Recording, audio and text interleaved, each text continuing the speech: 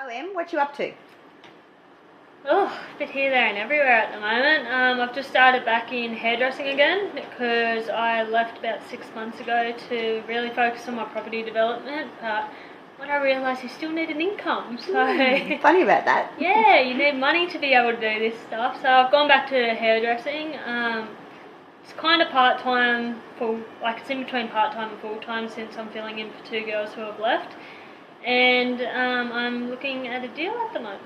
So what's the deal you're looking at? It's a 1-4 deal, and there's 2 blocks. So the next door, the guy who might be buying the block next door, we might be doing a JV agreement where we each buy our own block, but do the JV so the development costs are put together, so it halves the development costs for both of us. Mm-hmm.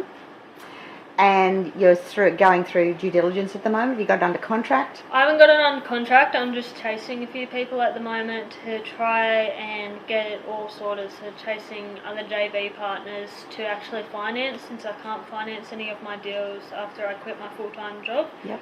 And just chasing people around so that I can get as much information as possible to put a contract on it and put my clauses in there. Okay.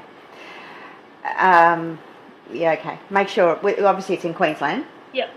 Yeah, so you can probably put a contract in with finance clauses anyway. If you do need to actually extract yourself, you can. Yep. Yeah. Don't let it sort of sit there and slip away.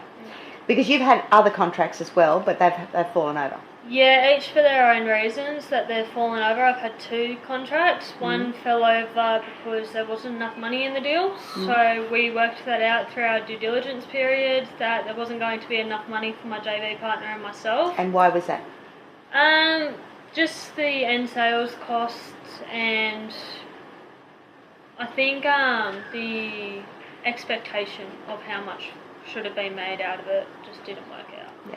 And there was a road in that one too, wasn't there? Yeah, you had to, being a part of council, you had to put it back. It was a 2-street property, a property with 2 streets, but one of the streets actually cut off just before the property, so you would have had to extend that, and that would have cost about between 60 and 70 grand just to extend that road. So it just killed all the money in it, really. Okay. All right, so you've been trying. Mm-hmm. Have you got your tentacles out there with agents looking for deals for you? Yeah, so the deal that I'm looking at the moment, I'm actually working with one of the agents that the boys is working with as well. Mm-hmm. So he actually called me up about this deal and said, look, I found one, see what you think. So I went up and saw it with him. And then I came back home, and I've really been bouncing off my dad lately with property and stuff like that now that he's doing property development. So, really bouncing off him and talking to him about it, and he's really helping me out with it. Okay. But, I've got a few agents on the Gold Coast too, keeping an eye out for me. So how often do you contact them? Probably not often enough, really. Lately, so what should you be doing? Contacting my agents more. How often? Weekly. That'd be nice. Yeah. Because that's the thing. If you stay motivated and you stay committed and you schedule your time to make those calls, things come up. Whereas if you just sit back and wait for somebody to call you, it doesn't happen. No, Dad's actually kicking me up the bum at the moment. Oh, good. I'm glad somebody else is. Yeah, Dad's definitely kicking me up the bum as well as Mum. So both of them are in there and really supporting me and pretty much just giving me a motivation kick again. And I've needed a few of those lately. We're 6 months out. Yes. Yes, I found it's actually more frustrating than I thought it would be.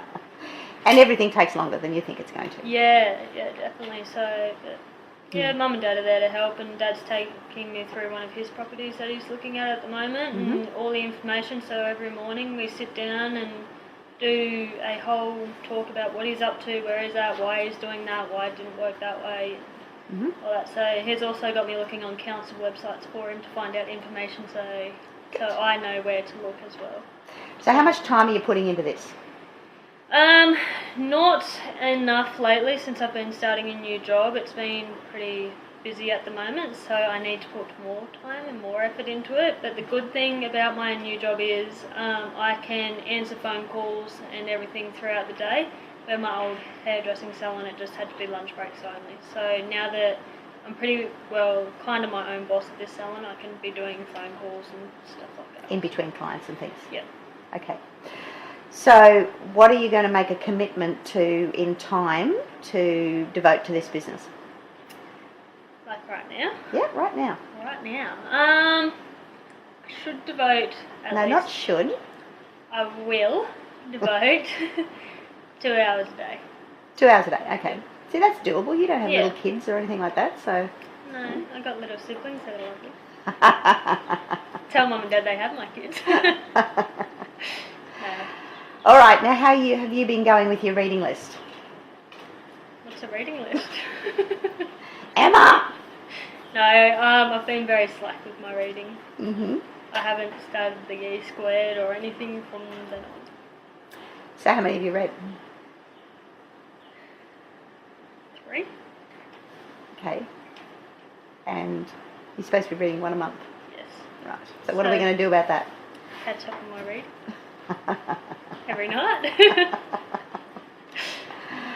Yes, you need to, because the books that I've given you are motivational, they're learning, they're about, keeping your head in the right spot, because the biggest thing with real estate is it's very easy to get off track, and then nothing happens and time goes by, which I think you're a little bit guilty of.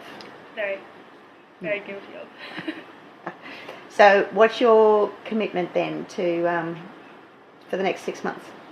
For the next 6 months is, my commitment to actually settling on a property. I've had contracts, but I want to settle.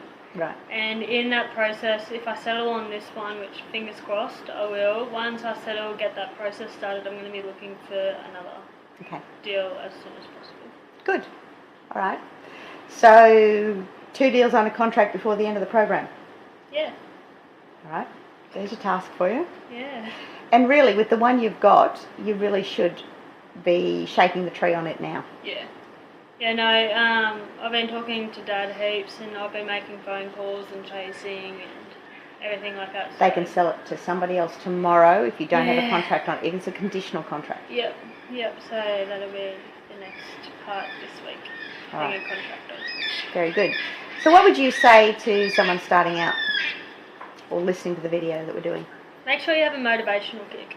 Whenever you lose motivation, make sure you have someone there who's going to give you a kick up the bum and tell you, get back into it, you're not giving up, or anything like that. I found with all the frustrations with it, I was quick to kind of just go, leave a month in between finding another deal. So get someone, family, friend, whatever it is, to sit there and go, where you at? And if you're not up there, give you a big kick up the bum and say, let's go.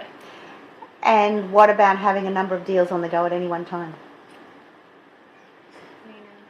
Well, if you had a backup for each one of the ones that you nearly went to contract on, you did go to contract on, the contract fell over. Yeah. If you were working on other deals at the same time, then you wouldn't have had to stop and have a little cry and then go to the next one. Yeah, have a little vulnerable moment. Yeah.